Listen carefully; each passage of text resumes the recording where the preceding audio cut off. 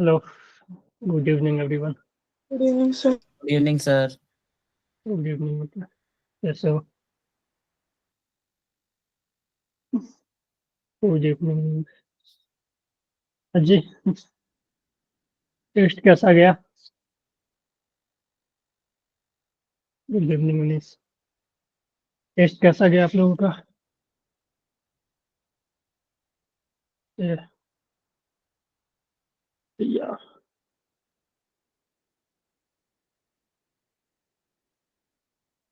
Good evening love. आप लोगों ने किसी ने नंबर सेंड नहीं किया स्क्रीनशॉट लेकर? अजीत, आफ्ताब, रिया, मनीष, जानवी, इतना, सर मानसी, किस सौरभ। सर क्या बोले? ग्रुप में नहीं, मेरे मेरे को भेज दो पर्सनली। ओके सर, मैं अभी भेज देती हूँ। ठीक है,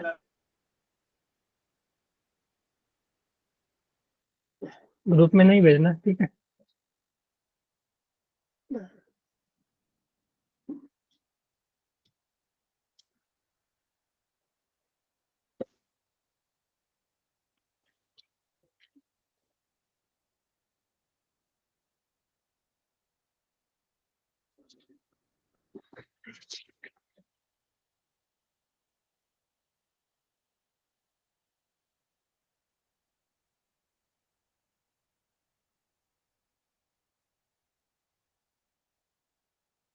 जी, Purva, Luvkush, good evening. Good evening. कैसा गया टेस्ट आप दोनों का? सर अच्छा क्या था?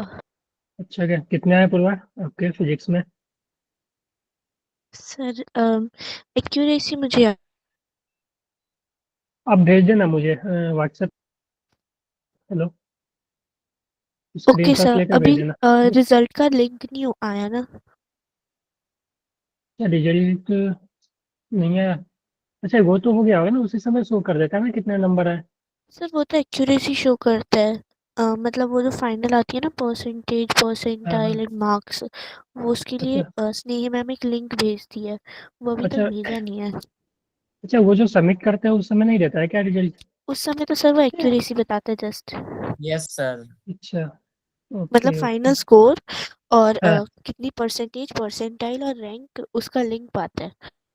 और कितने सही गए और कितने गलत गए, ये बस सर, वही और बता रिव्यू दो। का ऑप्शन भी। अच्छा, कितने सही हुए? कोई बता सकता है अपना? फिजिक्स में कितने सही हुए? सर मेरे 2-3 गलत थे बस, बस और एक मतलब पूरा मैंने ही टेंथ छोड़ा की थे? था। अच्छा, दो तीन गलत थे और एक तुमने छोड़ा, यानी एक मान दो लो छोड़े चार। थे। हाँ जी। अच्छा, पांच मान लो, ठीक है। Yes sir. चलो, ठीक है, बहुत अच्छे। हाँ जी, आप लोग का और कोई बता सकते हो? वैसा करना आप लोग, यही भेज देना, ठीक है, रिजल्ट ही भेज देना जब आए। ओके सर मैंने आपको स्क्रीनशॉट भेज दिया है। ओके, तो मैं देख लूंगा क्लास बाद, ठीक है अभी।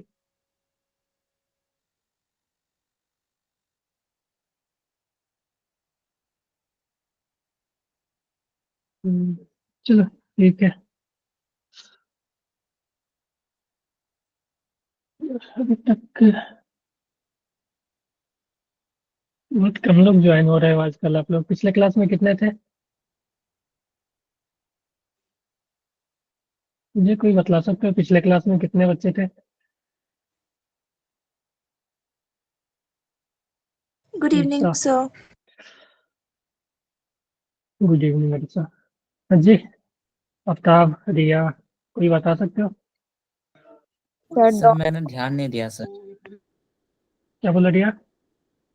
सर पता नहीं। मुनीस, पूर्वा, अरीशा, पिछले क्लास में कितने बच्चे थे पिछले लेक्चर में? Sir no idea. केमिस्ट्री। ज्यादा ही थे। हाँ जी, अरीशा, क्या बोल रहे हो? No idea sir. 20 से ज्यादा ही थे। कितने से ज्यादा थे अरीशा? लो, हाँ जी अरीशा, फिर से बोलो। सर पता नहीं से। अच्छा, सर पूर्वा बोल रही थी, नहीं आई नहीं, गेस इसे उसे भी कोई नहीं आइडिया। आइडिया है। किसी ने नहीं देखा? हिमांशी, थे क्या बोल रहे पूर्वा? 20 से ज्यादा थे। 20 से ज्यादा था? तो 13 ही है, यानी 14 मेरे लेकर एक। केमिस्ट्री था या bio? Sir chemistry. Sir chemistry. Chemistry. History.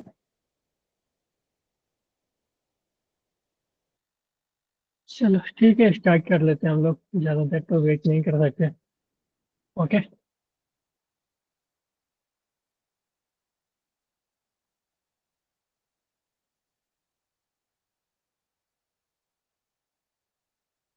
Okay सपना, अब जा सकते हो।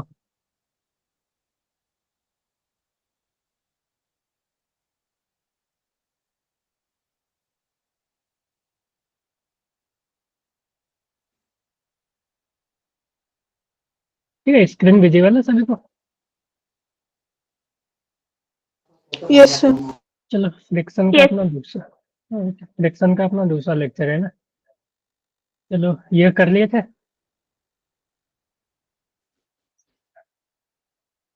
अजी,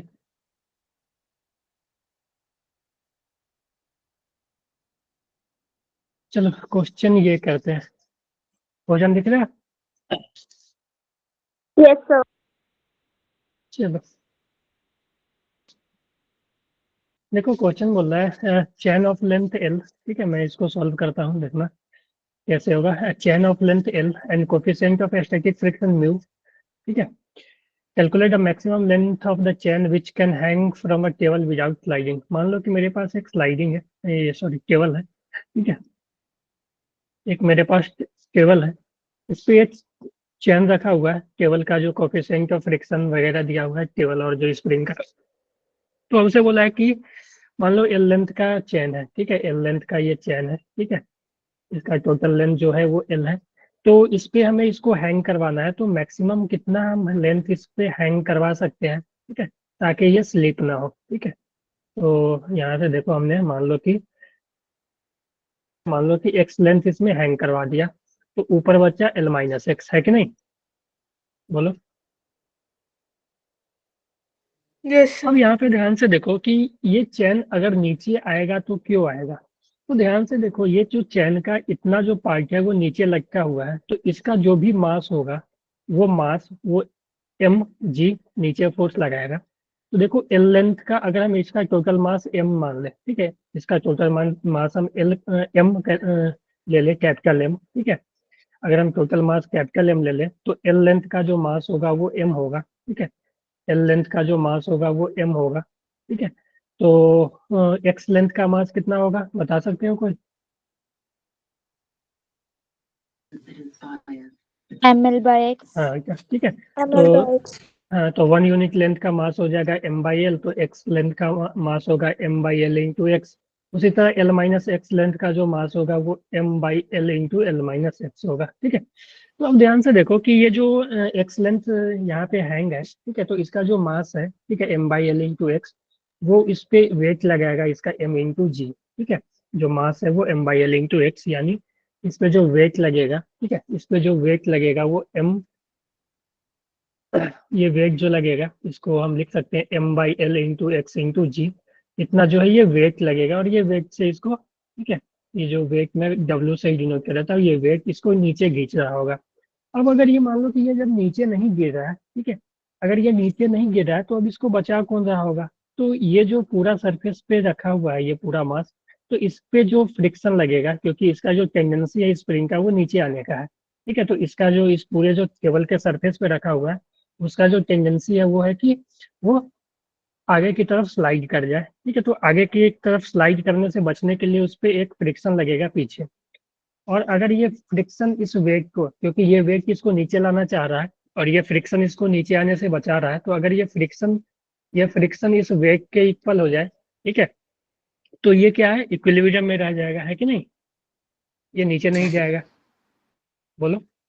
यस सर। ठीक है, यस सर।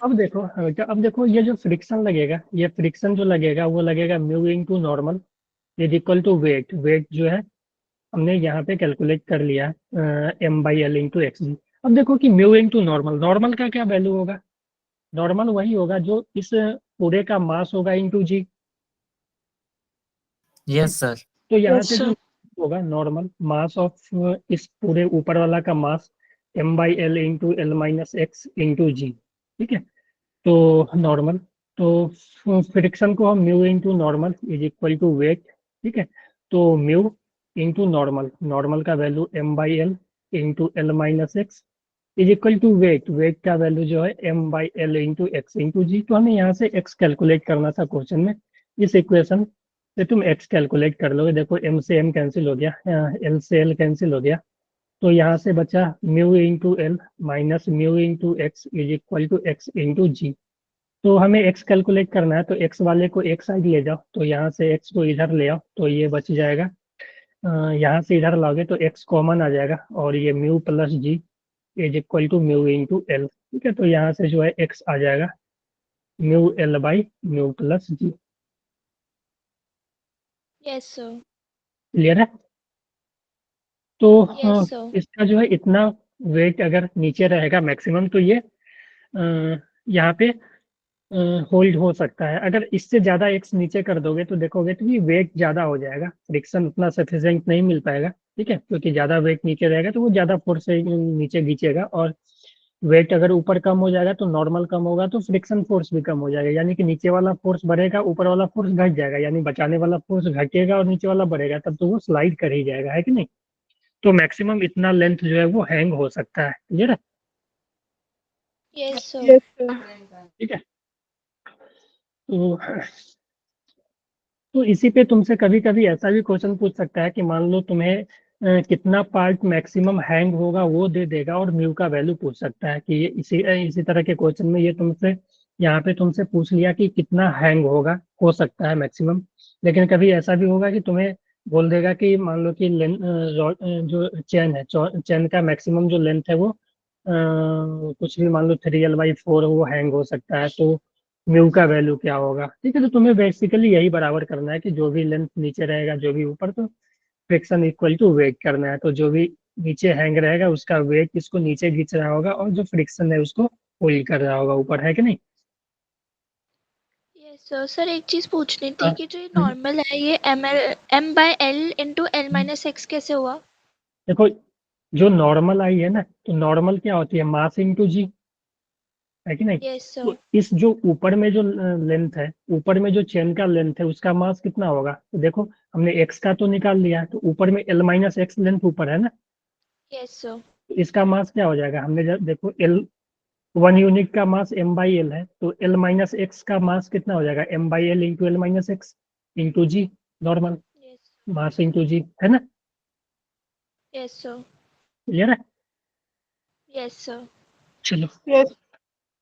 तो इस तरह के चेन वाले भी जो है स्टैंडर्ड क्वेश्चन है ये, ठीक है। ये क्वेश्चन मतलब कहीं भी देखोगे जीपीपी वगैरह में, कोई भी कोचिंग वगैरह के मॉड्यूल या जीपीपी में, तो वहाँ पे ये मिल जाएगा चेन वाले। तो अलग अलग तरीके से या तुमसे एक्स पूछ ले, कहीं म्यू पूछ लेगा, तो कुछ भी पूछ सकता है तुमसे।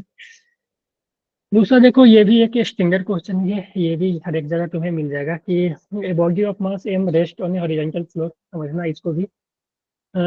विथ विच देखो एक बॉडी है मास एम का, ठीक है। तो मैं यहाँ पे बना देता हूँ, ठीक है। एक बॉडी है मास एम का, ठीक है। इसको हॉरिजॉन्टल फ्लोर पे रखा हुआ है ये, ठीक है। मान लो ये कनेक्टेड है यहाँ से, ठीक है, कॉन्टेक्ट में है, ठीक है। ये यहाँ पे रखा हुआ है। तो अब हमसे ये पूछा है यहाँ पे कि a body of mass m rest on a horizontal floor with which एक है ये coefficient of static friction mu, जो फ्रिक्शन कोफिशिएंट ऑफ फ्रिक्शन है वो म्यू है, ठीक है। It is desired to make a body move by applying a minimum possible force F, find out the magnitude of F and the direction in which it applied. तो हमें इसको move कराना है सबसे मिनिमम पॉसिबल फोर्स से, ठीक है। तो जब हम इसको मूव कराएंगे ना, जब हम इसको मूव कराना चाहेंगे तो होगा क्या कि इसको फ्रिक्शन लगेगा, ठीक है। इसको जो है फ्रिक्शन इसको मूव होने से रोकना चाहेगा। तो मान लो कि हम कोई थीटा एंगल पे फोर्स लगाए, क्योंकि देखो फोर्स का मिनिमम वैल्यू एक थीटा एंगल पे ही आएगा, कोई ना कोई एक थीटा एंगल पे, क्योंकि थीटा एंगल करने से क्या होता है कि फ्रिक्शन कम हो जाता है।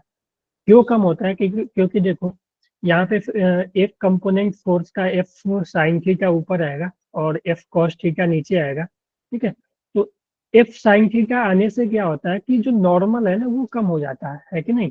देखो, क्योंकि अगर तुम सिर्फ फोर्स ऐसे लगाओगे, देखो तुम फोर्स अगर ऐसे लगाओगे डायरेक्ट, तो यहाँ पे नॉर्मल क्या होगा, नॉर्मल एम जी के इक्वल होगा, है कि? बोलो, हेलो। Yes, sir. तो Yes. हाँ, तो जो फ्रिक्शन अपोजिंग फोर्स लगेगा वो म्यू इंटू नॉर्मल लगेगा, जो कि म्यू इंटू एम जी लगेगा। लेकिन कोई एंगल पे तुम फोर्स लगाओगे तो उससे क्या होता है कि नॉर्मल घट जाता है, क्योंकि तुम यहाँ पे देखो एम जी नीचे लगेगा और नॉर्मल ऊपर। तो यहाँ से तुम देखोगे तो यहाँ से तुम नॉर्मल कैलकुलेट करोगे तो वो एम जी माइनस एफ साइन थीटा आएगा, है कि नहीं? देख रहे हो? Yes, sir. यहाँ पे तुम normal plus F sine theta equal to M G लिखोगे तो नॉर्मल जो आ जाएगा यहाँ से, normal is equal to M ji minus F sine theta. तो यहाँ से ये पता चला यहाँ पे नॉर्मल था एम जी के इक्वल, यानी जो फ्रिक्शन था म्यू आ जाएगा एम जी minus F sine theta into mu, normal into mu. ठीक है, यहाँ पे ऐसे लिख सकते हैं म्यू इंटू नॉर्मल। तो देखो फ्रिक्शन किस में कम लग रहा है, इस केस में, इस केस में या इस केस में? बोलो, इस केस में लग रहा है ना फ्रिक्शन कम, है जी। देखो इसमें friction equal to mu M G लग रहा है, इसमें friction equal to mu M G minus something लग रहा है ना। Hello, sir second case Yes, में sir. कम लगेगा। इस केस में कम लगेगा ना। यानी कि कोई भी चीज को अगर मूव यस सर। कराना हो ना तो इजीली मूव कराने के लिए उस पर तुम सीधा फोर्स लगाने के बजाय तुम ऐसे लगा सकते हो। ठीक है, कोई एंगल पे लगाओगे तो वो इजिली मूव करेगा। ठीक है, तो उसमें जो तुम्हें एफर्ट कम लगाने पड़ेंगे, क्यों? कारण यही है कि कारण ये है कि नॉर्मल कम हो जाता है, और नॉर्मल कम होने से फ्रिक्शन फोर्स कम हो जाते हैं, क्योंकि फ्रिक्शन फोर्स जो होता है वो डायरेक्टली प्रोपोर्शनल टू नॉर्मल होते हैं। ठीक है, तो कोई एंगल पे लगाओगे ना तो उसका, उस फोर्स का एक कंपोनेंट क्या करता है, उसके नॉर्मल को कम कर देता है। ठीक है, और नॉर्मल कम होगा तो फ्रिक्शन कम होगा, फ्रिक्शन कम होगा तो तुम्हें एफर्ट कम लगाने पड़ेंगे। ठीक है, तो इसलिए मैंने पहले ही देख लिया कि जब हमें मिनिमम पॉसिबल फोर्स चाहिए, ठीक है, मिनिमम पॉसिबल फोर्स, तो हम कोई एक एंगल पे लगाएंगे फोर्स। ठीक है, तो उस एंगल पे जब तुम फोर्स लगाओगे तो यहाँ से देखो, अब यहाँ से तुम देखोगे तो इस ब्लॉक का जब एफबीडी बनाओगे तो इस उस फोर्स को भूल जाओ, इधर फोर्स लगेगा एफ कॉस थीटा। ठीक है, एफ कॉस थीटा, और इधर जो फोर्स लगेगा फ्रिक्शन। ठीक है, तो यहाँ से जो friction is equal to F cos theta, मान लो कि अब जस्ट मूव करने वाला है, तो जस्ट मूव करने वाले केस में क्या होगा कि जो ये एफ कॉस थीटा है वो फ्रिक्शन को ओवरकम कर देगा, है ना? बोलो, फ्रिक्शन का जो मैक्सिमम वैल्यू लगेगा स्टैटिक फ्रिक्शन का, है ना, तो उसके बाद वो जस्ट मूव करने वाला हो जाएगा। ठीक है, तो F cos theta is equal to friction mu into normal, और नॉर्मल हमने यहाँ पे कैलकुलेट कर लिया है।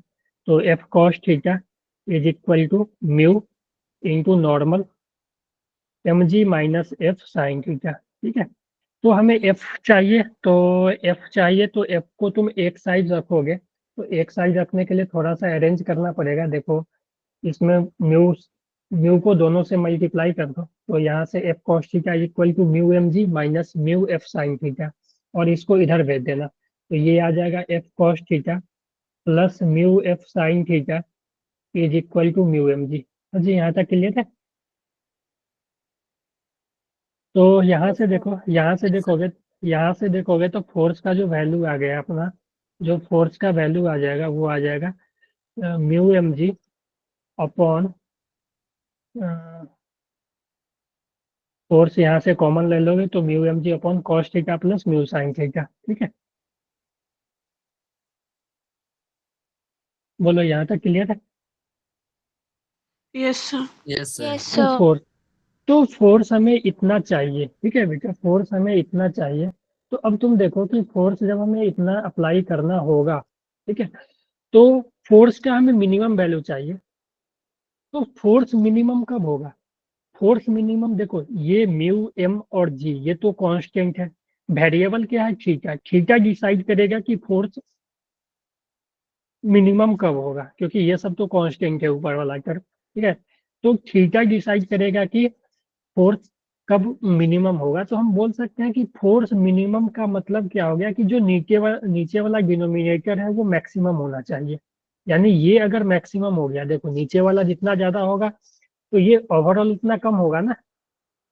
देखो नीचे अगर Yes, मान लो, sir. 5/x है, ठीक है। x जितना बड़ा लोगे, मान लो कि y इक्वल टू 5/x है, तो x जितना ज्यादा होगा y उतना कम होगा, है कि नहीं? Yes, sir. तो मिनिमम एफ मिनिमम इम्प्लाइज, ठीक है, F minimum implies that cos theta plus mu sine theta should B maximum.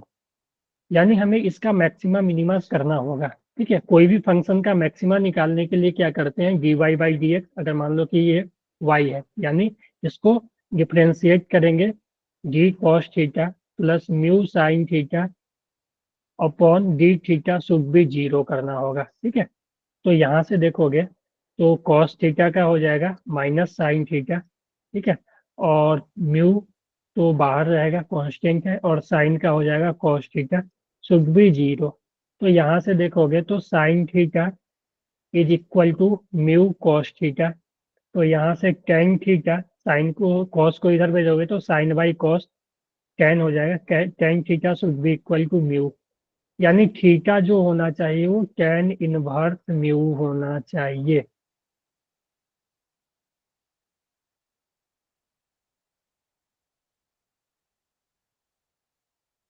Ajay, yes sir. तो थीटा जो होना चाहिए वो tan इनवर्स म्यू होना चाहिए, ठीक है। तो उस केस में जो फोर्स है वो तुम फिर निकाल सकते हो। अब देखो मैं इसको थोड़ा सा अरेंज करके इस तरह से लिखता हूँ, ध्यान से समझना, ठीक है। कि अगर मैं थोड़ा सा, ये अच्छे क्वेश्चन है ये, ठीक है, तो थोड़ा सा ध्यान से समझना कि जो अपना फोर्स आया था वो आया mu M G upon cos theta plus mu sine theta. अब हमसे ये पता चल गया कि tan थीटा जो होना चाहिए वो म्यू के इक्वल होना चाहिए। तो tan थीटा म्यू/1 ऐसे भी लिख सकते हैं ना, tan थीटा जो म्यू आया तो म्यू/1, यानी ये Yes, sir. Perpendicular by base. तो अब तुम यहाँ से तुम ऐसा बना दो, एक ट्रायंगल बना दो, ठीक है, ट्रायंगल बना दो, तो ये हो जाएगा tan, ये थीटा, तो परपेंडिकुलर म्यू और बेस 1, तो ये जो लेंथ होगा वो हो जाएगा root under mu square plus 1 का स्क्वायर, यानी 1, Yes, sir. ठीक है। तो यहाँ से तुम साइन थीटा क्या लिख सकते हो, साइन थीटा जो होती है वो होती है परपेंडिकुलर बाई हाइपोटेनस, ठीक है। तो sine theta perpendicular by hypotenuse यानी mu by root under mu square plus 1, और कॉस थीटा जो होती है वो बेस बाई हाइपोटेनस। ये दोनों का वैल्यू यहाँ पे पुट कर दो तो फोर्स तुम्हें आ जाएगा मिनिमम, ठीक है। तो F minimum should be equal to mu M G, क्योंकि तुम्हें देखो, तुम्हें मालूम क्या है, तुम्हें क्वेश्चन में क्या दिया हुआ है, म्यू दिया हुआ है, मास दिया हुआ है, जी दिया हुआ है। जी तो मालूम ही रहता है, थीटा वगैरह तो नहीं दिया है, तो तुम थीटा के टर्म में तो छोड़ नहीं सकते हो, ठीक है। तो तुम्हें म्यू के टर्म में लाना पड़ेगा, तो साइन थीटा को रख दो, म्यू इंटू कॉस थीटा को रख दो, कॉस थीटा जो आ जाएगा 1 upon root under mu square plus 1, और प्लस ये sine theta mu into mu, mu into mu by, तो ये देखो एलसीएम आके ऊपर चला जाएगा, तो एफ मिनिमम जो आ जाएगा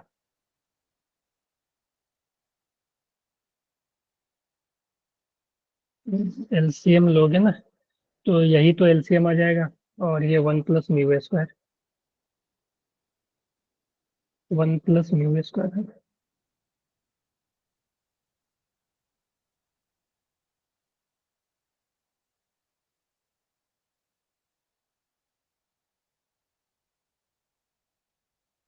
बोलो, क्लियर है यस सर। Yes. जी? एक बार अच्छे से देखो आप लोग, ये स्टेप देखो कम से कम।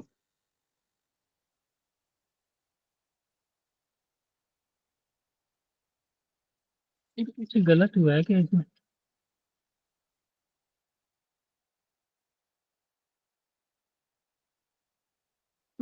1 plus mu square, root under 1 plus mu square, ये 1 प्लस, मैं इसको थोड़ा और सॉल्व कर सकता हूँ क्या?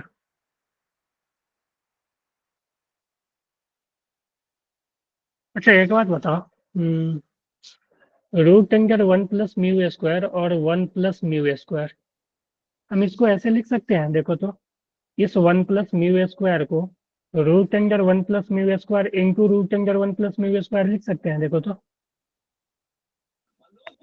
Yes, sir. Yes, sir. Yes, sir. देखो सर इस हम इसको देखो, ये जो 1 + μ² आया, ठीक है, ये दोनों μ² बना था, ये तो 1 + μ², ये दोनों ये तो एलसीएम आकर ऊपर चला गया, तो हम इसको लिख सकते हैं 1 + μ² को root under 1 + μ² into root under 1 + μ²। जब दोनों को मल्टीप्लाई करेंगे तो यही आएगा, है कि नहीं, रूट हट जाएगा। यस सर या Yes, ऐसे sir. ऐसे भी लिख सकते हैं ना, या ऐसे, इसका रूट ले लो और स्क्वायर कर दो, ठीक है, यानी रूट लेकर इसका स्क्वायर कर दो, तो एक से एक कैंसिल हो जाएगा ना। Yes, sir. Yes, sir. तो एक्स मिनिमम क्या बनेगा, μmg बाई, एक तो Root कैंसिल, 1. 1 + μ², है ना। Yes. तो ये याद करना इजी है, तो इसको आप याद कर सकते हो। याद नहीं करना है, वैसे ही आप याद तो रहेगा ही, देख लोगे कि tan थीटा जो आती है वो म्यू के बराबर आती है, ठीक है ना। तो एंगल यानी किस एंगल पे, यानी किस डायरेक्शन में फोर्स, देखो, क्योंकि find the magnitude of force and direction, ठीक है, इन विच अप्लाई। तो मैग्नीट्यूड ऑफ फोर्स तो ये आ गया, डायरेक्शन की बात करें तो थीटा जो होगा tan इनवर्स म्यू के इक्वल होना चाहिए, जो थीटा जिस एंगल पे उसको खींचना चाहिए ना, वो हो जाएगा 1 + μ, जो थीटा हो जाएगी tan इनवर्स म्यू, ठीक है। हाँ जी, Yes. Yes, sir. चलो सही है, तो इसको एक बार अच्छे से खुद से एक बार ट्राई करना घर पे, okay. Okay sir. Okay, sir. ठीक है, इसको भी और चेन वाले को भी। फिर ये देखो, ये क्वेश्चन दिख रहा है, यस सर। चलो बताओ। अच्छा, ये इंक्लाइन प्लेन का है क्या, block Yes, sir. Of mass 2 के plane incline at angle 37 degree with the horizontal, the coefficient of friction between the block and surface is ना, the frictional force acting on the block, the force applied by the inclined plane, हाँ बताओ।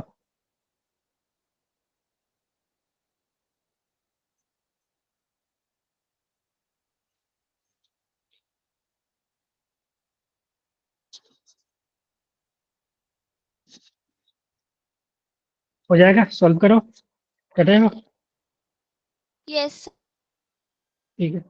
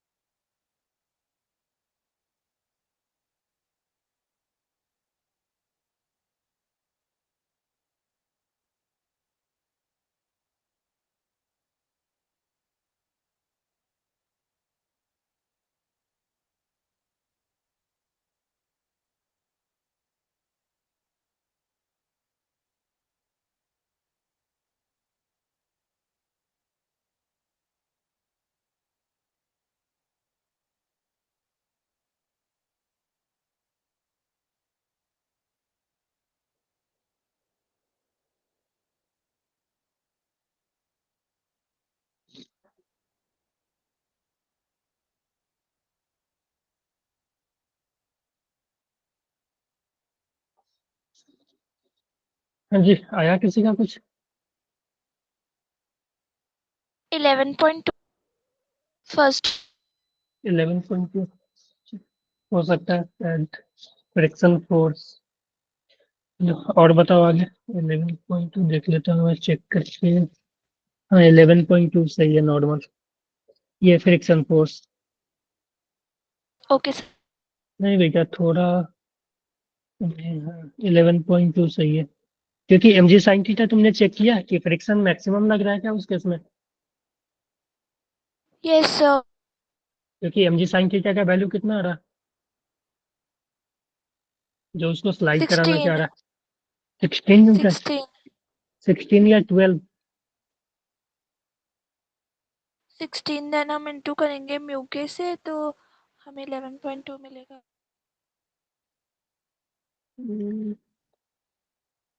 देख लेते हैं।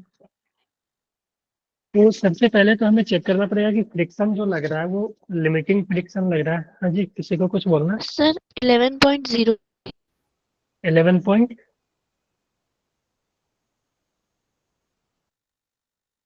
देखो मैं check करके बताता हूँ कि मेरे पास एक इंक्लाइन प्लेन है, ठीक है, 37 डिग्री है, ठीक है। तो ये तो पता है कि इधर लगेगा एम जी साइन थीटा, ठीक है, यस और सर। इधर लगेगा एम जी कॉस थीटा, ठीक है, और उधर नॉर्मल लगेगा। अगर फ्रिक्शन लग रहा है तो पीछे लगेगा। तो अभी तो हम सबसे पहले चेक करना पड़ेगा कि फ्रिक्शन का जो वैल्यू है वो कितना हो सकता है। तो उसको चेक करने के लिए हो सकता है कि स्टैटिक फ्रिक्शन अगर लिमिटिंग से ज़्यादा हो, ठीक है, अगर ये स्लाइडिंग जो कराना है, ये देखो एम जी साइन थीटा इसको नीचे लाने का कोशिश कर रहा है, तो एम जी साइन थीटा का जो वैल्यू होगा वो कितना होगा वो हम पहले चेक कर लेते हैं। तो एम जी साइन थीटा का वैल्यू होगा M2, जी का वैल्यू 10 ले लेते हैं, और साइन 37, ठीक है, साइन 37 जो हो जाएगा वो 3/5 है ना, यस सर। ठीक है। तो ये ये 12 न्यूटन आ जाएगा, है ना। तो ये जो है एम जी साइन थीटा इसको 12 न्यूटन से नीचे खींच रहा है। तो फ्रिक्शन फोर्स देखते हैं कि फ्रिक्शन फोर्स क्या इतना सफिशियंट है कि इसको रोक पाए, ठीक है। तो उसके लिए तो चेक करना पड़ेगा कि फ्रिक्शन का जो मैक्सिमम वैल्यू है वो कितना लगेगा। स्टैटिक फ्रिक्शन का जो मैक्सिमम वैल्यू है वो कितना लगेगा, और वो लगता है म्यू इंटू नॉर्मल। और इसको इसमें जो नॉर्मल होगा वो एम जी cos थीटा के इक्वल होगा, है कि नहीं। तो mu yes mu into M G cos theta. अब वैल्यू पुट कर दो। म्यू का वैल्यू 0.7, ठीक है, 0.7, एम का वैल्यू 2, जी का वैल्यू 10, और cos 4/5 है ना, cos 37। तो इसको देखोगे सॉल्व करके तो ये जो आ जाएगा 11.2 आ रहा है शायद, है ना। Yes sir. तो देखो फ्रिक्शन का जो मैक्सिमम कैपेसिटी है जिससे कि ये रोक सकता है वो है 12 न्यूटन। और ये जो एम जी साइन थीटा है वो 12 न्यूटन, सॉरी 11.2 न्यूटन, जो फ्रिक्शन जो मैक्सिमम इसको नीचे स्लाइड करा सकता है वो, सॉरी स्लाइड होने से रोक सकता है वो 11.2 न्यूटन से रोक सकता है। और जो एम जी साइन थीटा है ये 12 न्यूटन है। तो क्या, या मूव करेगा? चलो। सर ये सर रुका हुआ होगा क्योंकि वो ज्यादा है ना, 12 न्यूटन तक रोक सकता है, वो 11.2 है यहाँ पे। मूव नहीं करेगा उल्टा बोल रहा है क्योंकि भैया। आई ओ थिंक तो सॉरी सर, इसमें यहाँ भी आपको मूव ज्यादा है कर इसलिए देगा। उल्टा मूव उल्टा करेगा बोल रहा सर। है। एम जी साइन थीटा नीचे तो जाता वो है ना मूव 12 करेगा। न्यूटन, ठीक है, तो यस मूव सर। करेगा। तो जब कोई चीज मूव करेगा तो उसके केस में जो फ्रिक्शन लगेगा वो अपने मैक्सिमम वैल्यू के इक्वल ही लगेगा, जो कि 11.2 न्यूटन है, ठीक है, समझ गए। यस तो यस। क्योंकि देखो क्योंकि जो है काइनेटिक फ्रिक्शन का कोफिशिएंट नहीं दिया हुआ है, तो जो फ्रिक्शन है वो स्टैटिक में अपना मैक्सिमम वैल्यू जितना से वो रोकना चाह रहा था वो लगेगा, ठीक है। तो 11.2 न्यूटन लगेगा। अगर मान लो कि ये फ्रिक्शन फ्रिक्शन का मैक्सिमम वैल्यू मान लो कि 15 न्यूटन मान लो कि 13 न्यूटन आया, तब फ्रिक्शन कितना लगता है? Sir can you repeat? मान लो कि ये जो फ्रिक्शन का मैक्सिमम वैल्यू है ये 13 न्यूटन आ जाता, 13 न्यूटन, तब फ्रिक्शन कितना लगता है?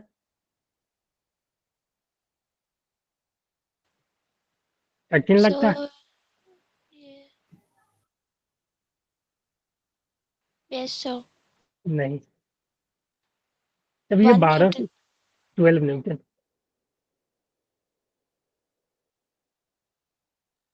Okay sir. समझ आया क्यों? क्योंकि ये देखो ना, यस ये सर। 12 से ही खींच रहा है ना। जब ये 12 यस लगा सर। के जब ये 12 लगा के इसको रोक सकता है, तो ये 13 क्यों लगाएगा?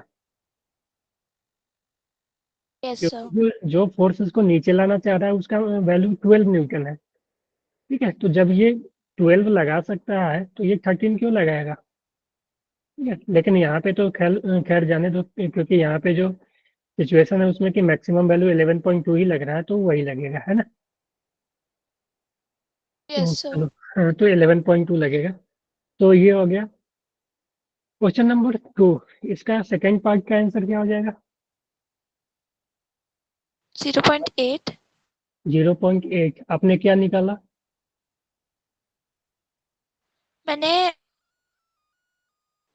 mg sin 37 को माइनस कर दिया फ्रिक्शन के साथ। नहीं है क्या? What is the force applied by inclined plane on the block? तो इंक्लाइन प्लेन नहीं ना लगा रहा है। देखो, इंक्लाइन प्लेन ब्लॉक पे क्या लगा रहा है? एक तो नॉर्मल लगा रहा होगा कॉन्टैक्ट फोर्स के कारण। Incline plane yes sir.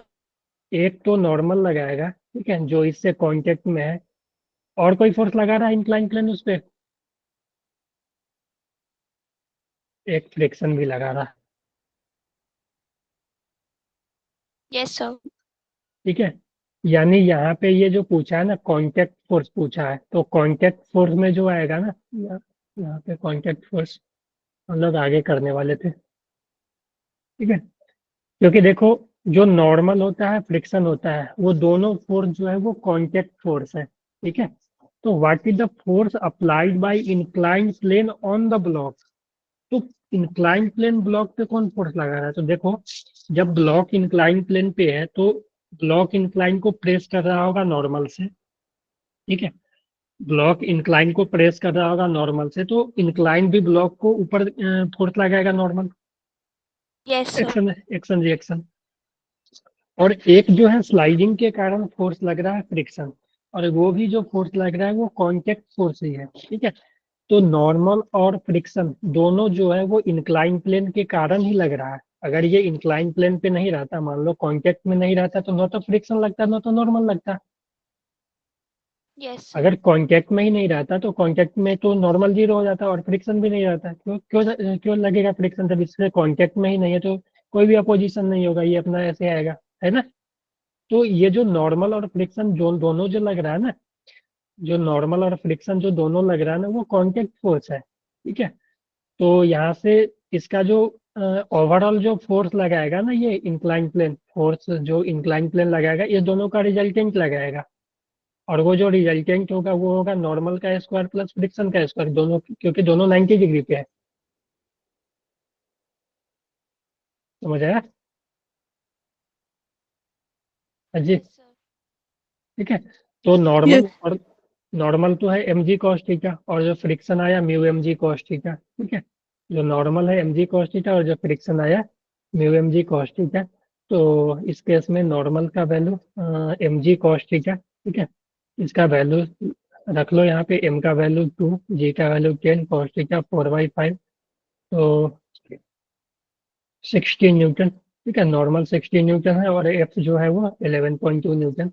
तो जो नेट कांटेक्ट फोर्स हम लिख सकते हैं, नेट कांटेक्ट फोर्स या force applied bye incline on the block, ठीक है, वो हो जाएगा रूट अंडर नॉर्मल का स्क्वायर प्लस फ्रिक्शन का स्क्वायर, यानी रूट अंडर 11.2 का स्क्वायर प्लस 16 का स्क्वायर। ठीक है, सॉल्व कर लोगे तो जो आएगा आंसर हो जाएगा। ठीक है, ओके सर। चलो हम इसी बात पे आते हैं। तो हमने जो बोला कि जो कॉन्टैक्ट फोर्स होता है, तो let A be the friction force and N be the normal reaction, then the net contact force by the surface on the object. तो अगर मान लो कि कोई भी बॉडी है, ठीक है, कोई बॉडी है, ठीक है, वो इस पे स्लाइड कर रही है। मान लो एम मास का बॉडी है और इस पे ये स्लाइड कर रही है। ठीक है, इस सरफेस पे स्लाइड कर रही है। तो एक तो इस पे जो फोर्स लगेगा वो नॉर्मल लगेगा। ठीक है, एक तो इस पे फोर्स लगेगा वो नॉर्मल लगेगा, और मान लो कि इधर मूव कर रही है, इस डायरेक्शन में मूव कर रही है, तो एक फोर्स जो लगेगा वो फ्रिक्शन लगेगा। इस ब्लॉक की बात करें, इस ब्लॉक पे जो है एक नॉर्मल लगेगा ऊपर के डायरेक्शन में, ठीक है। अगर ब्लॉक पे देखें, ठीक है, ऑन ब्लॉक तो एक नॉर्मल ऊपर लगेगा, ठीक है, ये ब्लॉक है, ठीक है, और इधर फ्रिक्शन लगेगा, ठीक है। तो देखो फ्रिक्शन और नॉर्मल दोनों जो होते हैं वो कांटेक्ट फोर्स होते हैं। तो एग्जाम में या टेस्ट वगैरह में जब भी सिर्फ हमेशा कांटेक्ट फोर्स पूछे, तो मान लो कि नॉर्मल अगर फ्रिक्शन ऐसा केस हो कि जहाँ पे फ्रिक्शन लग ही नहीं रहा हो, यानी कि कोफिशिएंट ऑफ फ्रिक्शन वगैरह नहीं दिया हो, यानी कि स्मूथ सरफेस दिया हो, तो उसमें तो फ्रिक्शन नहीं लगेगा। तो उसमें जो कांटेक्ट फोर्स होगा वो सिर्फ नॉर्मल होगा। लेकिन अगर तुमसे स्मूथ रफ सरफेस पे यहाँ पे कोफिशिएंट ऑफ फ्रिक्शन वगैरह दे के अगर वहां पे तुमसे नेट कांटेक्ट फोर्स, सिर्फ कांटेक्ट भी लिखा रहेगा ना, तो तुम्हें नेट कांटेक्ट फोर्स निकालना पड़ेगा। तो यहाँ पे जो नेट कांटेक्ट फोर्स जो हो जाएगा, या सिर्फ कांटेक्ट फोर्स, ठीक है,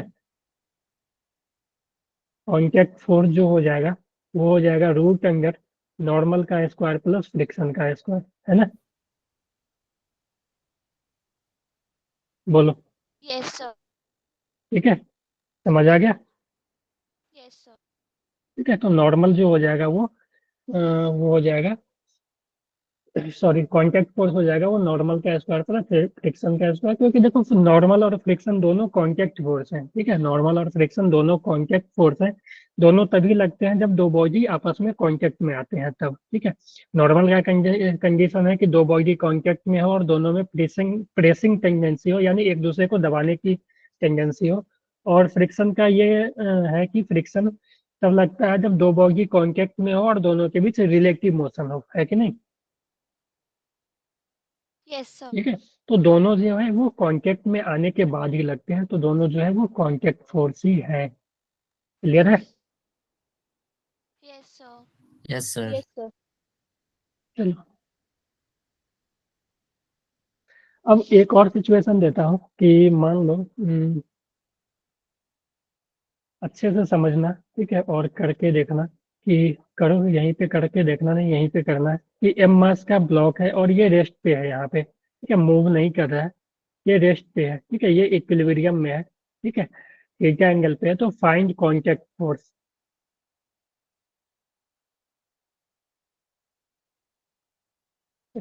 फाइंड कांटेक्ट फोर्स।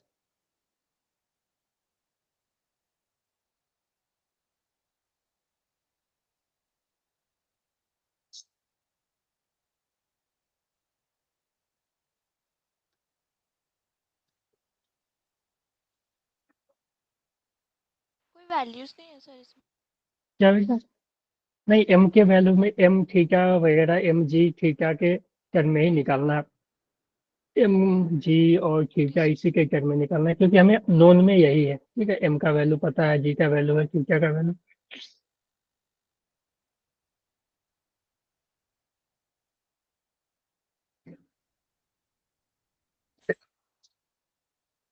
सॉरी।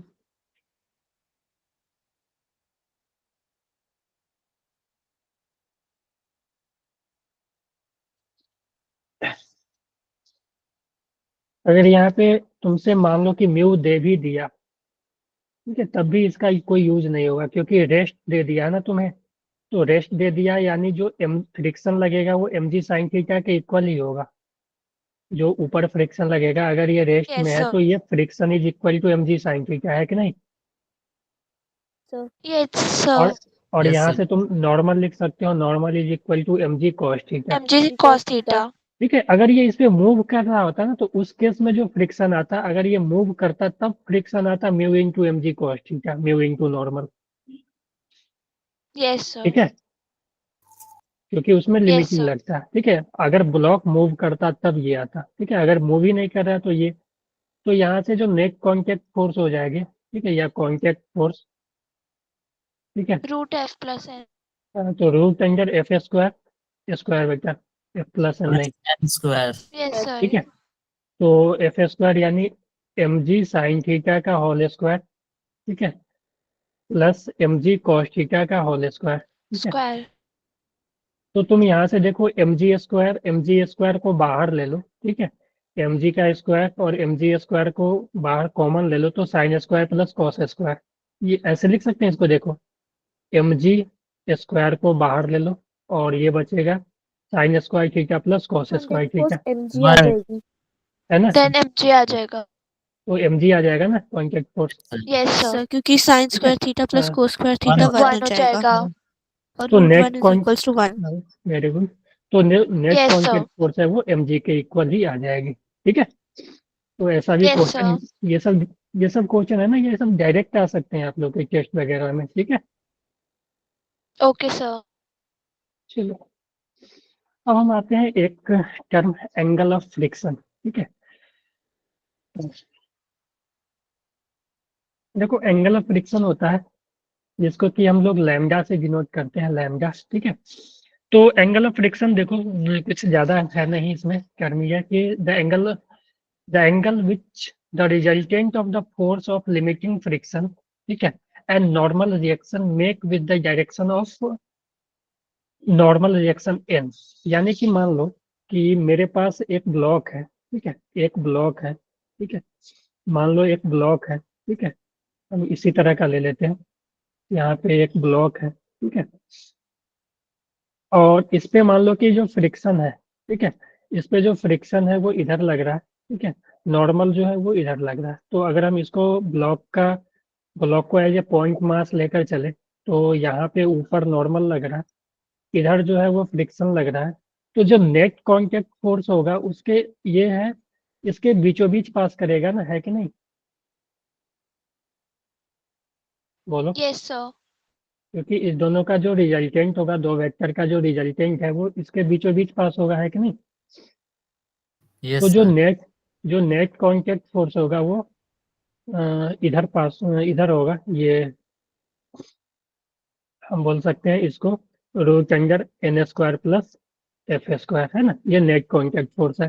तो जो नेट कांटेक्ट फोर्स जो नॉर्मल से एंगल बनाता है ना, तो नॉर्मल से अगर हम इसको, ये एंगल नॉर्मल से ये बनाएगा, तो देखो नॉर्मल रिएक्शन से, ठीक है, the resultant of force of limiting friction and normal reaction make, यानी रिजल्टेंट ऑफ फ्रिक्शन, यानी फ्रिक्शन और नॉर्मल का जो रिजल्टेंट है ये, ठीक है, ये जो रिजल्टेंट है, ठीक है, आर, ठीक है, तो ये जो नॉर्मल से एंगल बनाएगा, ठीक है, friction and normal reaction make with direction of normal reaction N, ये लैम्डा, इसी लैम्डा को हम बोलेंगे, यहाँ से इसी लैम्डा को हम बोलेंगे एंगल ऑफ फ्रिक्शन, ठीक है, एंगल ऑफ फ्रिक्शन यही लैम्डा होगा। तो यहाँ से हम ऐसे भी लिख सकते हैं, देखो tan lambda is equal to, ठीक है, tan lambda is equal to F by N, लिख सकते हैं, देखो, यस सर। क्योंकि क्योंकि तुम इसको स्लाइड करके ऊपर करोगे तो एंगल बनेगा जिसमें कि नॉर्मल ऊपर होगा, ठीक है, इधर फ्रिक्शन होगा, ठीक है, ऊपर नॉर्मल होगा, इधर फ्रिक्शन होगा, ठीक है, और ये जो रिजल्टेंट है और ये थीटा है, तो tan theta equal to perpendicular by base, यानी एफ बाई एन, ठीक है। तो जो टेन लैम्डा होगा वो एफ बाई एन, यानी यहाँ से जो लैम्डा होगा वो tan inverse F by N लिख सकते हैं, ठीक है, यस सर। ठीक है। यही है एंगल ऑफ फ्रिक्शन, कुछ ज्यादा नहीं है। तो ये याद रहेगा, नहीं भी रहेगा तो, क्योंकि देखो याद इसलिए रखना है क्योंकि कभी कभी पूछ दे कि एंगल ऑफ फ्रिक्शन क्या होगा, कोई क्वेश्चन में डायरेक्ट ही पूछ दे, तो हमेशा याद रखना कि जो नेट कांटेक्ट फोर्स जो नॉर्मल से बनाता है एंगल, उसी को बोलते हैं एंगल ऑफ फ्रिक्शन। याद रखना नेट कांटेक्ट फोर्स, क्योंकि ये जो रिजल्टेंट है ये नेट कांटेक्ट फोर्स है, ठीक है, यानी नॉर्मल और फ्रिक्शन का लिमिटिंग वैल्यू, ठीक है, जो नेट कांटेक्ट फोर्स नॉर्मल से एंगल बनाता है उसको हम एंगल ऑफ फ्रिक्शन बोलते हैं, ठीक है। उसी तरह इंक्लाइन प्लेन के केस में तुम देखोगे, ठीक है, इंक्लाइन प्लेन के केस में अगर तुम्हें पूछे कोई, ठीक है, तो देखो इंक्लाइन प्लेन के केस में अगर मान लो पॉइंट मास ही ले लेते हैं, तो नॉर्मल ऊपर लगेगा, ठीक है, मान लो कि फ्रिक्शन इधर लग रहा है, ठीक है, तो इसका जो नेट रिजल्टेंट होगा वो कुछ इधर लगेगा, है ना, R root tangent F square plus N square, ठीक है। तो ये जो एंगल होगा ये लैम्डा होगा, ठीक है, यहाँ भी tan lambda is equal to, tan lambda is equal to F/N Yes, sir. बोलो, ठीक है। अगर लिमिट Yes, sir. फ्रिक्शन जो हो जाएगा वो mg cos थीटा, यहाँ पे जो फ्रिक्शन होगा वो हो जाएगा mg sin थीटा लिमिटिंग के केस में, ठीक है। ये अगर क्योंकि यहाँ पे देखो लिमिटिंग का ही रहता है, लिमिटिंग फ्रिक्शन, तो लिमिटिंग फ्रिक्शन नहीं, सॉरी, लिमिटिंग फ्रिक्शन तो वो मैक्सिमम वैल्यू होगा ना, म्यू इंटू एन, वो म्यू इंटू एन होगा, है ना, एफ लिमिटिंग। और जो नॉर्मल होगा वो तो एन के बराबर ही होगा, normal is equal to N. तो यहाँ पे देखो टेन लैम्डा भी तुम निकाल सकते हो, यहाँ से टेन लैम्डा जो आ जाएगा, tan lambda is equal to mu into N by N, तो एन से एन कैंसिल, यानी tan lambda is equal to mu, ठीक है। Yes, sir. यहाँ भी निकाल सकते हो आप, मैं यहाँ पे दिखा देता हूँ, इसको हटा देता हूँ कि tan lambda is equal to friction को हम म्यू इंटू नॉर्मल लिख सकते हैं, friction is equal to mu into normal by normal, यानी tan lambda is equal to mu, ठीक है। तो एंगल ऑफ फ्रिक्शन जो होता है, angle of friction lambda is equal to tan inverse mu, ठीक है, Yes, sir. समझ गए। यहीं पे लिख देता हूँ।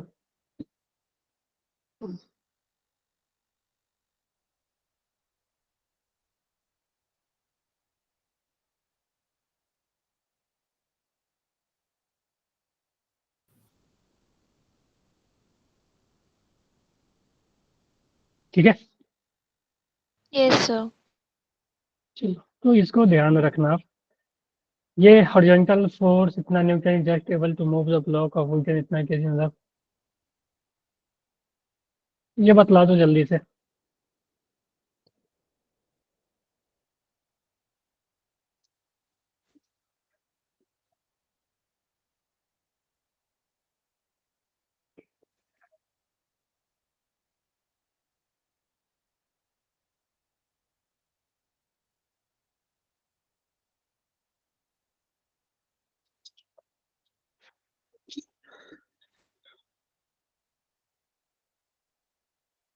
यहाँ पे जी का वैल्यू ना 10 ले लेना, 49 है ना, तो 10 ले लेना, ओके सर।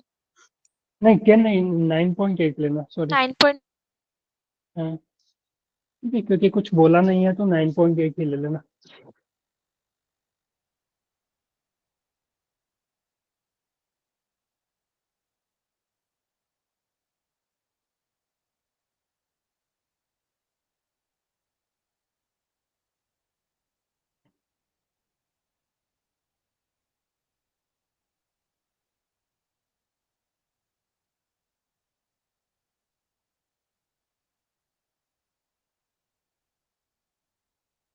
ये लगता है मैं गलत जगह पे आ गया, find coefficient of friction and angle of friction, ठीक है।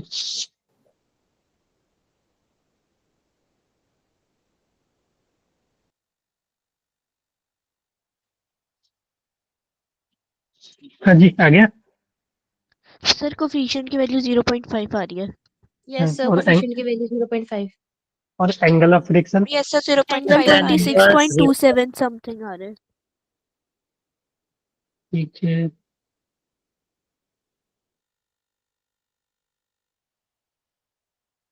एंगल ऑफ फ्रिक्शन 0.5 आएगा ना, tan inverse, yes Yes, sir, sir. वो ब्रैकेट भी में। यस सर 0.5 आएगा. 0.5। Tan क्योंकि inverse. tan इनवर्स म्यू होती है ना, यस सर, ब्रैकेट Yes, में। sir. तो जब तुम्हारा म्यू आ गया 0.5 तो tan इनवर्स तो 0.5 0.5 आएगा, tan inverse. ठीक है। 0.5 बोला है, tan इनवर्स है। ठीक है, Tan क्योंकि inverse. देखो Yes. यहाँ पे बोला है कि 10 kg का ब्लॉक है, यानी कि इसको 49 न्यूटन लगाने पे ये है जस्ट अबाउट टू मूव हो जाता है, ठीक है। यानी उसके उसमें यस लिमिटिंग फोर्स लगे, फ्रिक्शन लगेगा ना, यानी mu into normal is equal to 49, Yes, sir. Yes sir. यानी म्यू इंटू नॉर्मल, नॉर्मल जो हो जाएगा mg इज इक्वल टू 49, ठीक है। तो यहाँ से वैल्यू रख दो, म्यू मास का वैल्यू 10, जी का वैल्यू 9.8 इज इक्वल टू 49, ठीक है। तो ये पूरा 1/2 से, ठीक है। 0.5. या 0.5, कुछ भी बोल सकते हैं, 1.4 या 0.5, ठीक है। तो जो लैम्डा हो जाएगा 10 इनवर्स म्यू होती है, तो ये आगे। चलो एक और टर्म, छोटा सा टर्म है एंगल ऑफ रिपोज, ठीक है। तो देखो एंगल ऑफ रिपोज या एंगल ऑफ स्लाइडिंग, ठीक है, मैं समझाता हूँ कि एंगल ऑफ रिपोज जो होता है ना, या एंगल ऑफ स्लाइडिंग, जो इसका मेथड है, ठीक है, वो एक्चुअली फाइंड आउट करता है कोई भी सरफेस का कोफिशिएंट ऑफ फ्रिक्शन, ठीक है, कोफिशिएंट ऑफ स्टैटिक फ्रिक्शन वो फाइंड आउट करता है किसी भी सरफेस का। कि मान लो मेरे पास एक सरफेस है, ठीक है, मेरे पास मान लो कि एक सरफेस है, ठीक है, इस तरह का मान लो सरफेस है। तो हम इसका अगर कोफिशिएंट ऑफ फ्रिक्शन निकालना चाहते हैं, ठीक है, मान लो कि मेरे पास एक कोई भी मान लेते हैं कि वुडन वुडन ब्लॉक है, वुडन ब्लॉक नहीं, वुडन प्लेट है मान लो, ठीक है। तो इस पे इसका हमें कोफिशिएंट ऑफ फ्रिक्शन निकालना है, तो हम इस पे क्या करेंगे, एक मास एम मास, जिसका कि मास हमें मालूम है, वो उस पे रखेंगे, ठीक है। तो हमें बताना है कि इस मास और इस जो प्लेट है उसके बीच कोफिशिएंट ऑफ फ्रिक्शन क्या है। तो उसके लिए हम ये क्या करेंगे कि हम धीरे धीरे इसको थोड़ा सा इंक्लाइन बनाते जाएंगे, कि मान लो कुछ थोड़ा सा ऐसे लाएं, ठीक है, फिर इस तरह से लाएं, ठीक है। तो शेप जैसे जैसे हम मान लो कि इसका एंगल हॉरिजॉन्टल से चेंज करते जाएंगे, तो क्या होगा, धीरे धीरे जैसे जैसे चेंज करेंगे, मान लो कि यहाँ पे आया ये स्लाइड नहीं किया, यहाँ पे आया ये स्लाइड नहीं किया, तो कोई ना कोई एंगल, एक एंगल पे आकर क्या होगा, ये अबाउट टू स्लाइड हो जाएगा, यानी कि स्लाइड करना ये शुरू करेगा, है कि नहीं। हेलो। Yes, sir. तो Yes, sir. मान लो कि ये थीटा एंगल पे ये अबाउट टू स्लाइड हो गया, ठीक है। यानी कि जब ये थीटा एंगल बना, ठीक है, मान लो कि जब भी एंगल मेरा थीटा हुआ तो ये स्लाइड करने, जस्ट स्लाइड करने वाला ही था, तो यही जो थीटा एंगल होगा वो हो जाएगा इसका एंगल ऑफ रिपोज, ठीक है। यानी इस एंगल के बाद ये स्लाइड करना शुरू होगा। Okay, sir. तो यही एंगल ऑफ रिपोज जो है थीटा, ये इसका कोफिशिएंट ऑफ फ्रिक्शन बता देगा कि इस जो सरफेस है इसका कोफिशिएंट ऑफ फ्रिक्शन क्या है। यानी कि जब ये अबाउट टू स्लाइड होगा तो उस केस में लिमिटिंग फ्रिक्शन लगेगा, ठीक है। तो अबाउट टू स्लाइड के केस में क्या होगा कि इस पे लिमिटिंग फ्रिक्शन लगेगा। तो उसके केस में अगर हम फ्रिक्शन का वैल्यू निकालना चाहें, ठीक है, तो कोफिशिएंट ऑफ फ्रिक्शन का अगर हम वैल्यू निकालना चाहें, तो इस केस में तुम देखोगे तो इधर लगेगा फ्रिक्शन, ठीक है, लिमिटिंग, इधर लगेगा mg साइन थीटा, ठीक है, इधर लगेगा mg साइन थीटा, ठीक है, इधर लगेगा नॉर्मल और इधर लगेगा mg cos थीटा। तो अबाउट टू स्लाइड केस में क्या होगा कि अबाउट टू स्लाइड के केस में कि एफ एल जो होगा वो mg साइन थीटा के इक्वल हो जाएगा, और लिमिटिंग फ्रिक्शन जो होगा वो म्यू इंटू नॉर्मल होगा, ठीक है, mg साइन थीटा के इक्वल, ठीक है। और म्यू नॉर्मल जो होगा, नॉर्मल तो mg cos थीटा के इक्वल ही होगा, है कि नहीं। तो mu Yes, into sir. mg cos theta is equal to mg sine theta. तो यहाँ से देखो mg से mg कैंसिल हो जाएगा, यानी mu equal to tan theta आ जाएगा साइन बाई कोस। तो जो म्यू है, ठीक है, जो म्यू है वो टेन थीटा के इक्वल हो जाएगा, ठीक है। और थीटा क्या है यहाँ पे, थीटा Yes, जो है वो एंगल ऑफ रिपोज है, थीटा जो है वो एंगल ऑफ, repose. ठीक है।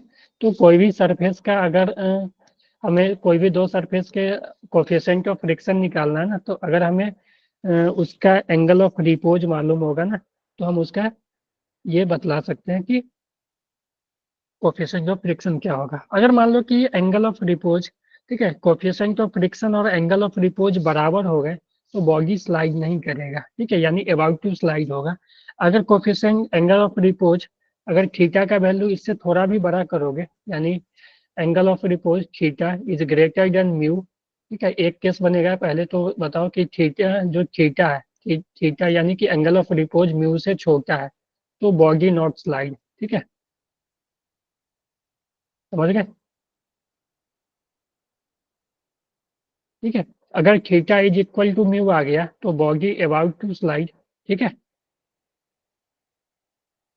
Yes, sir. अगर थीटा जो है एंगल ऑफ रिपोज म्यू से ज्यादा आ गया, ठीक है, तो बॉडी स्लाइड कर जाएगा, ठीक है, समझ गए, Yes, sir. ठीक है। तो Yes, एक्चुअली sir. हाँ, तो अगर बात करें तो यही देखो सेम चीजें लिखी है। It is defined as the minimum angle of inclination of a plane with the horizontal at with the body placed on it just begin to slide down or equivalently the maximum angle of inclination, ठीक है, उसी को इस तरह से भी बोल सकते हैं, maximum angle of inclination of plane with the horizontal at which body placed on it down not slide, ठीक है, यानी मैक्सिमम कितना एंगल पे लाए ताकि वो स्लाइड ना हो, उससे ज्यादा करेंगे तो फिर वो स्लाइड हो जाएगा। ठीक है, Yes. Yes, sir.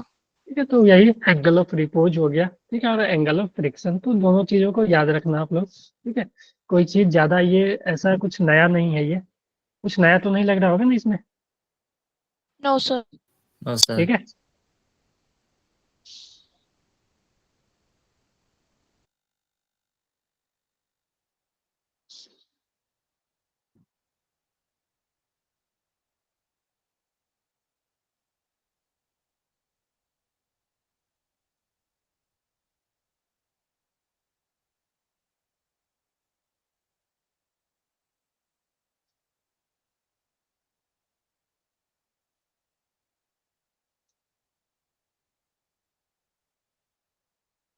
दो केस है। ठीक है,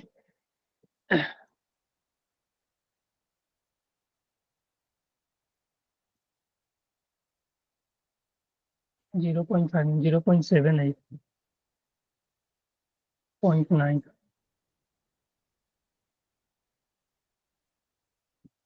तो हमें ये बतलाना है कि किस केस में बॉडी स्लाइड करेगी, किस में क्या आएगी। ठीक है, क्लियर है।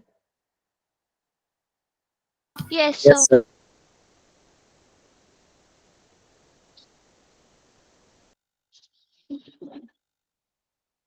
फोर के जी का है।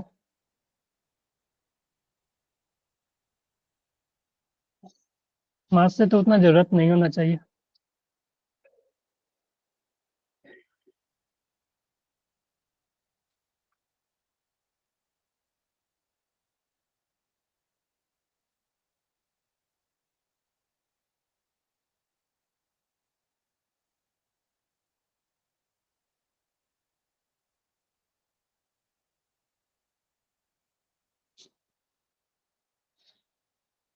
सर हमें क्या फाइंड करना था?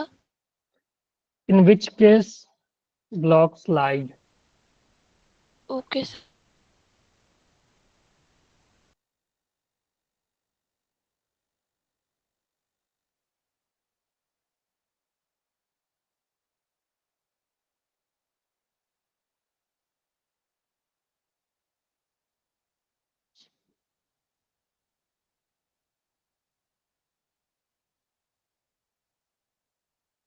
चलो कर लो ये लास्ट क्वेश्चन, फिर हम लोग कल करेंगे अगला जो भी होगा।